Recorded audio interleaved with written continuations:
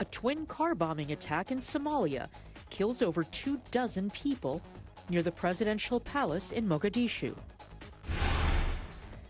Protests in parts of Sudan continue as doctors prepare to strike over the rising cost of bread and fuel.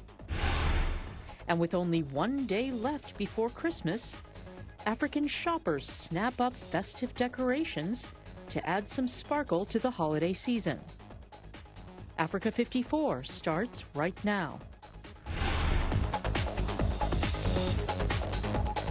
Good evening and welcome. I'm Vincent McCory. This is Africa 54.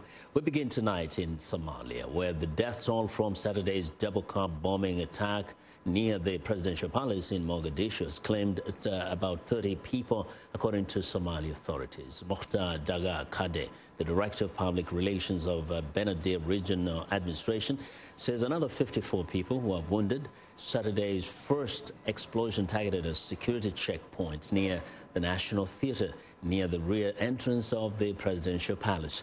The second blast occurred nearby. The terrorist group Al-Shabaab is claiming responsibility for both attacks. Among those killed in the first explosion was prominent Somali journalist Awil Dahir Salad, who was working for London-based Universal TV as the anchor of a popular show, Dudwa Dag. Now, the mastermind of extremist car bombs that killed 26 people and injured nearly 40 others in Mogadishu in June 2017 was executed in Somalia on Monday, according to the prosecutor of the military court. Abdullah Bule says Al-Shabaab member Abdikadir Abukar was convicted of being behind a hotel bombing that killed 10, one near the Ministry of Sport that killed 9, and a car bomb near an Italian restaurant in the capital that killed 7. A coalition of unions in Sudan says it plans to paralyze the government with the first of what it says will be indefinite strikes by professionals. Doctors and other hospital workers plan to stay off the job on Monday and only deal with emergencies. The coalition urges all Sudanese to maintain their street protests against the administration of President Omar Bashir that were triggered last week by shortages of food and fuel and a sharp jump in the price of bread. The reported death toll since the protests erupted last Wednesday ranged from 8 to 22. We condemn the armed repression and we support the regular forces which refuse the violence. And we ask all the regular forces not to use violence against the oppressed and the hungry people.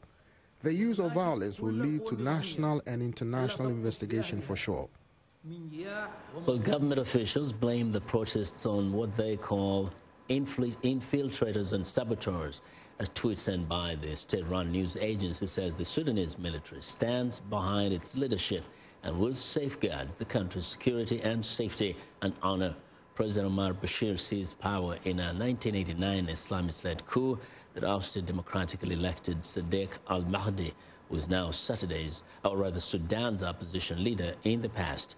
Bashir has shown little tolerance for dissent. In Southern Africa, striking teachers in Zimbabwe who completed a 300-kilometer protest walk on Thursday are vowing to continue their strike until the government of President Emmerson Mnangagwa agrees to pay them in US dollars and improve their working conditions. However, when the teachers arrived in Harare at the end of their march, the government refused to meet with them. Columbus Mavunga has our report. The 2-week-long march by the Amalgamated Rural Teachers Union of Zimbabwe was not easy. The protest walk stretched from Mutare to Harare. It was a journey where we faced some challenges along the way. You know, the victimization, some of our comrades being injured along the way, developing blisters, and also we have been arrested several times along the way as well. They were frustrating us because they didn't want us to reach Harare to send our message to the government. The march, dubbed the Salary Caravan, was staged to demand the government to pay them in US dollars and improve their working conditions. Police maintained a presence as the teachers wound up their march. And security officials locked the entrance to Zimbabwe's Ministry of Finance. then will permanently reside here. Schools are not going to be opening, all the teachers are going to be residing here. We are confident that in schools open, more teachers will be joining us here until the grievance of salaries is addressed. We are determined to be here for as long as it takes. Besides teachers, doctors in Zimbabwe are on strike for almost 3 weeks now. They also are demanding to be paid in US dollars instead of the country's currency, which continues to lose its value. Officially, the bond notes trade at par with the dollar, but it is worth about 1/4 of that value on the black market. On Wednesday, the government said Vice President Constantino Chiwenga would soon meet the aggrieved doctors, while President Emerson Mnangagwa will meet Friday with another group of teachers that did not take part in the salary caravan. Columbus Mavunga for VOA News, Harare. Well, South Africa has the world's largest antiretroviral therapy program, with over 4 million people receiving treatment. But the ARV drug therapy, regarded by many as a panacea for HIV, is complicated and comes with its number of side effects, both physical and mental. Perceptions of those side effects and the complex nature of the treatment has brought a new serious problem. Many people just do not want to take the drugs anymore. VOA's Zahir Kasim has more from Johannesburg. Lebogang Watsumi has been on antiretroviral or ARV therapy for over 8 years. In this time, she has stopped taking her medications twice for extended periods of over 6 months.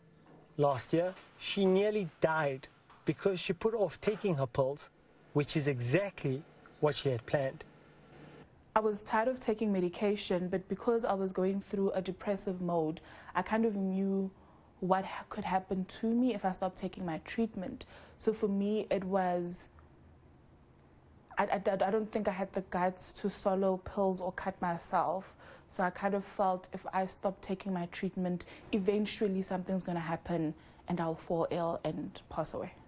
It's a sign of what's known as ARV fatigue.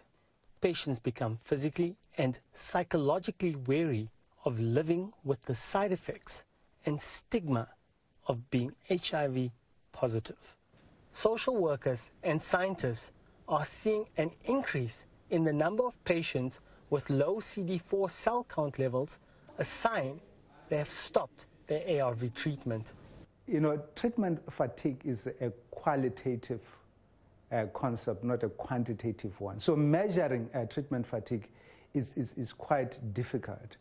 But that doesn't mean that it cannot be measured. It will mean methods that can actually track it qualitatively, that is actually going into people's lives and seeking to understand why people are having difficulties in staying in treatment. Speaking at an event to mark the 30th anniversary of World AIDS Day, activist Sadie Brown says more efforts need to be focused on the psychological well-being of people receiving the treatment.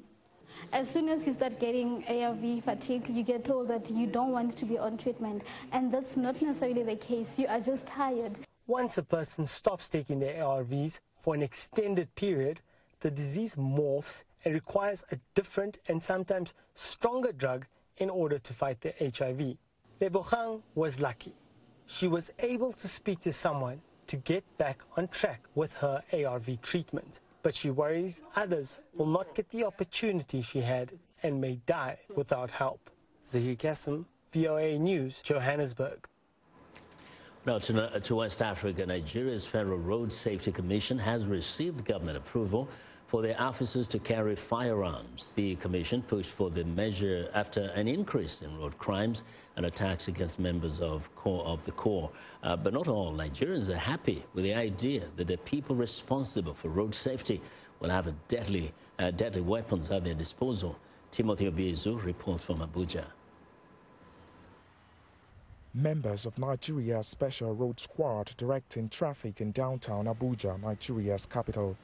This their daily job. But recently, the commission received the government's approval to carry firearms, says Sinikwabi, the commission's national coordinator and special marshal. The federal government has approved that and the officers and men have already undertaken their training. When we had our own training 2 years back, I was privileged to be part of the management. A recent spate of attacks on road squad members by armed robbers and reckless drivers spurred the government's decision. Over 70 core members have been killed in the last year by armed robbers or hit-and-run drivers. The Federal Road Safety Commission, FRSC, says these deaths could have been prevented if the officers had guns. But while many drivers praise the idea of an armed road corps, many others oppose it. Moses Ndawo, a commercial cab driver for over 2 decades, fears incidents involving road corps members could increase if they are armed. For them to have a gun is a suicide mission. With all those experiences that I have, he did not have gun for now. He's doing all those things. By the time he have gun, nobody can withstand the attack to him. By the time you say one thing, they can shoot. Elements of Nigeria's armed forces, including the army and the anti-robbery police unit, have been accused of rights abuses, including extrajudicial deaths and unlawful detention. Fidelis Nnadi heads the Accidents Prevention and Rescue Initiative, a non-governmental organization. He fears Nigeria could be headed toward more cases of rights abuse. Considering what has been happening on the road with the other agencies, where people are killed either by, discharge, what you call accidental discharge, sometimes because some of the drivers don't gratify them, they vent their anger on the driver and you get a driver being shot dead. So we don't want to have another agency being armed to also begin to target at motorists. It is not clear when members of the road corps will begin carrying firearms. When it happens, Nigerians will be watching and wondering, will their weapons make the roads safer or more dangerous than they are now? Timothy Obiezu for VOA News, Abuja. To know what you think about Africa 54 and the stories we cover, join the conversation on Facebook. The address is Africa 54. We're also streaming our show live on Facebook, so check us out and share our show with your friends. Find me on Twitter at VOA Vince McCory. Still ahead on Africa 54, vendors across the continent get in the Christmas spirit. But first, a look at Monday's headlines.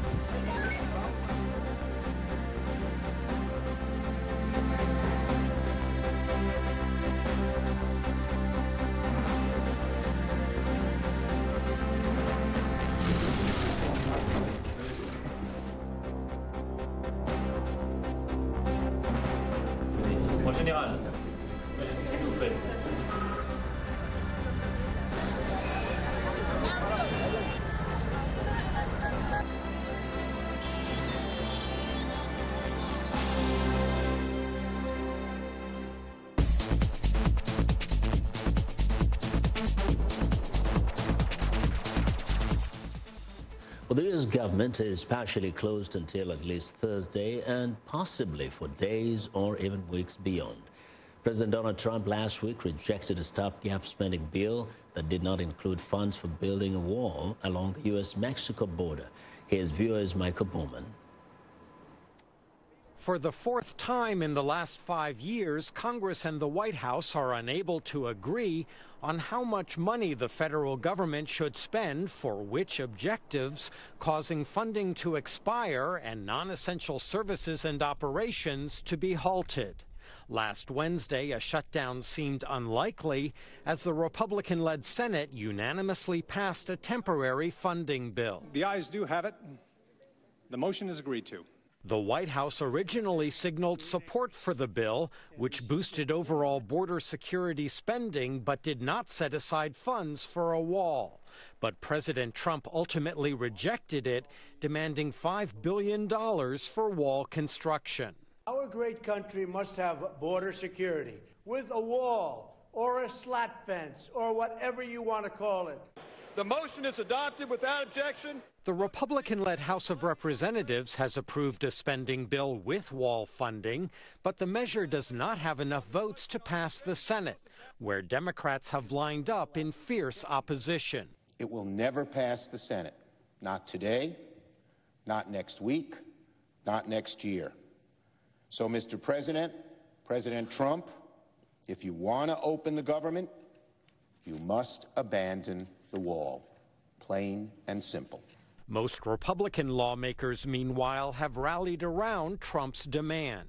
So one would think that securing our homeland, controlling our borders, and protecting the American people would be bipartisan priorities, a core duty of any nation's government. Democrats were willing to support wall funding earlier this year, but in return for protections for undocumented immigrants brought to America as children, a deal Trump later abandoned.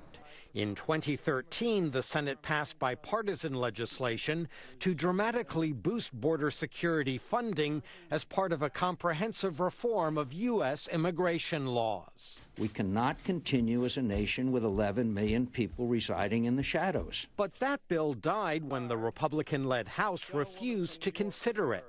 Now, Trump is demanding wall funding while, so far, offering nothing Democrats want in return. On Sunday, White House officials hinted that could change. The president has made it very clear, however, that he is willing to discuss a larger immigration solution. Yes, we're going to have the wall, and yes, Mexico is going to pay for the wall 100%. Throughout the 2016 campaign, then-candidate Trump repeatedly pledged that Mexico would pay for a border wall. Now the White House says Mexico is contributing indirectly as a result of economic benefits to America stemming from a renegotiated free trade accord between the United States, Canada, and Mexico. Michael Bowman, VOA News, Washington. Now, last week, one of the most chaotic in Donald Trump's presidency, a battle over the president's border wall, a key military decision on Syria, and the unexpected resignation of Defense Secretary Jim Mattis were all key moments in a week of turmoil that has become a hallmark of the Trump White House. We get more from VOA national correspondent Jim Malone. President Trump signs a justice reform bill at the White House, a welcome distraction from a chaotic week in Washington. We've had a very busy 2 or 3 days. It's been very positive. Things are happening that haven't happened in our government for a long time. Trump won the presidency, pledging to be a disruptor. But the turmoil may be taking a toll in the wake of the president's abrupt about-face on Syria, the resignation of his defense secretary, and a falling stock market. Senate Democratic leader Chuck Schumer. All of this turmoil is causing chaos in the markets, chaos abroad, and it's making the United States less prosperous and less secure. Trump is defending his surprise decision to pull U.S. troops out of Syria and remains adamant about funding for his border wall. But for much of the country, the chaos in Washington seems to be fueled by an ever-deepening partisan divide, says noted historian and author Doris Kearns Goodwin. It used to be that you'd worry if your kid was going to marry outside your religion or race, but now more people are worried that their kid might marry outside their party. I mean, it's just crazy that we've reached that level of partisanship. Something has to break it. I think it's a fever that has to be broken. The resignation of Defense Secretary Mattis sent shockwaves through Washington and overseas, where he was seen as a steady hand in the Trump administration. Among those shaken by the Mattis decision was House Democratic leader Nancy Pelosi. This great country can withstand just about anything, but it shouldn't have to. The Mattis departure is seen as significant in both parties, says Julie Pace. He's somebody who was seen as really an adult in the room, someone who could tell Trump when he thought he was wrong, someone who wasn't afraid to stand up to Trump, and more importantly, even someone that Trump actually listened to. More turmoil could be on the horizon. Next month, Democrats take control of the House of Representatives, vowing to block the Trump agenda and to investigate allegations of wrongdoing within the administration. Jim Malone, VOA News, Washington. A bridge over a busy interstate highway, not for cars or pedestrians, but for wildlife, is under construction in the western U.S. state of Washington. The aim is to keep the animals off the road while reconnecting the forest habitat. Now, it's VOA's Steve Baragona. The cars racing along Interstate 90 outside Seattle are not the only ones trying to get somewhere. The highway cuts through old-growth forest in the Cascade Mountains, where wildlife is on the move too. And when cars and wildlife meet, it often ends badly, says Jen Watkins with the environmental group Conservation Northwest. So in the immediate term, wildlife can get hit on the road and die. Over time, roads can really impact wildlife populations at large. She says roads can cut wildlife habitat into pieces that are too small to support healthy populations. So Washington State is building a bridge to give wildlife and traffic their own separate paths through the forest. Megan Lott is a Department of Transportation spokeswoman. Providing habitat connections will eliminate some of those wildlife from accessing I-90 and keep drivers safe. Wildlife bridges helped Canada's Banff National Park cut collisions by 80%.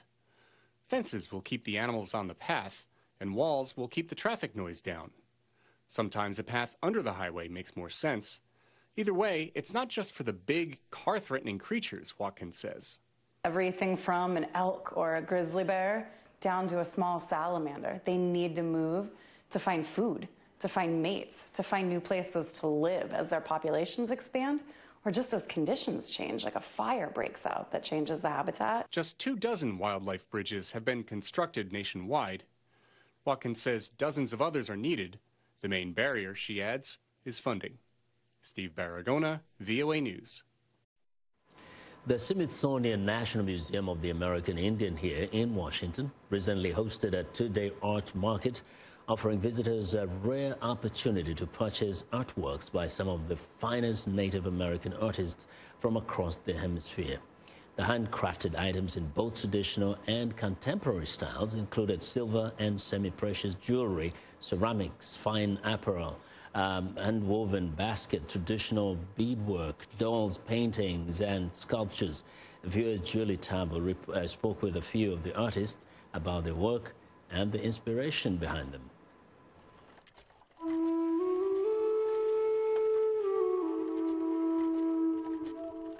Textile artist Porfirio Gutierrez is a descendant of the Zapotecs, an ancient civilization originating in southern Mexico.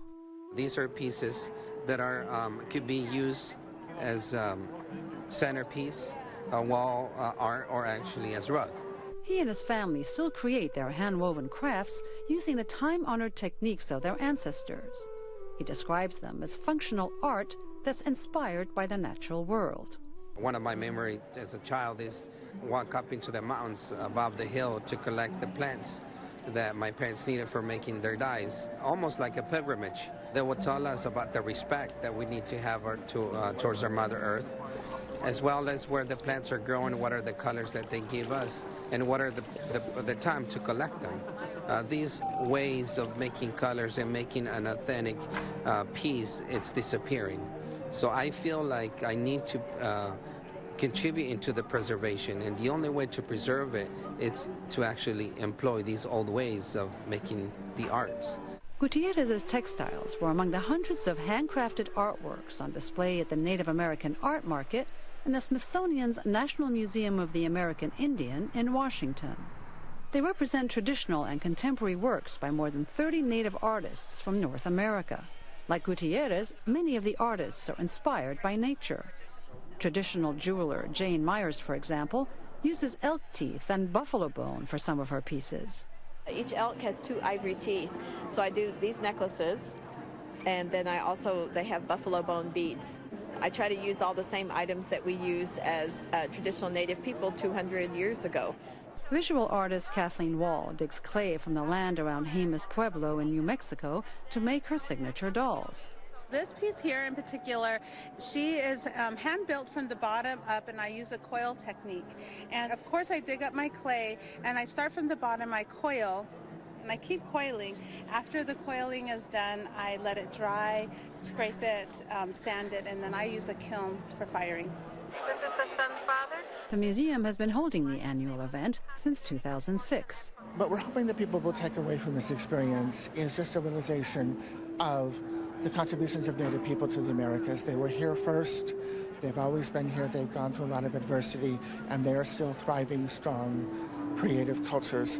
And the art represented in this market doesn't just reflect the beauty and rich history of Native cultures, but the strength and resilience of the people themselves. Julie Tabo, VOA News, Washington.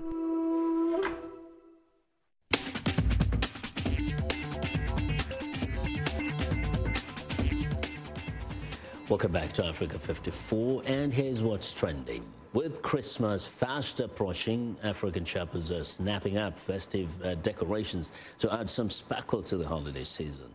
Reuters photographers took to the streets of cities across the continent to capture traders and hawkers selling everything from Santa hats and fake beards to colorful tinsel and shiny tree bubbles. In mainly Muslim Dakar and in Abuja, festive hats were in high demand. Meanwhile, in Burkina Faso, a bronze workshop in Ouagadougou is using ancient techniques to create beautiful sculptures. The foundry is run by two young brothers, Abdullahi Derme and Abdul Razak, who learned the craft from their family. The process is labor-intensive. They prepare a plaster mold of the figure they want to make in bronze.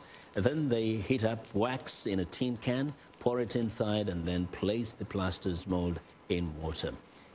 When that is completed, they take out the wax figure inside and carefully curve it out into the figure they want to make. Well, and finally, scientists in New York have developed a robot that can swim in water or other fluids, move across a variety of hard surfaces, and even skate on ice. Called the Velox, the robot is the creation of Plant Energy Systems based in Brooklyn, looking very much like an aquatic sea creature. The Velox uses two hard rubber fins that propel it forward.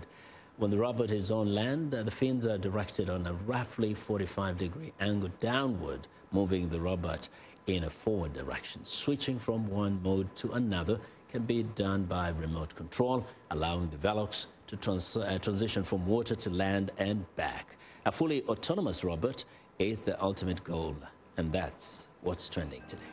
Well, and that's our show for today. During this Christmas season, nights are bright across the United States as families, businesses, and churches put up outdoor lights, decorations from a simple string of white lights along a roof edge to elaborate displays with the moving figures and music. We'll leave you now with a few of the beautiful light displays here in the Washington, D.C. area. Thanks, and see you tomorrow.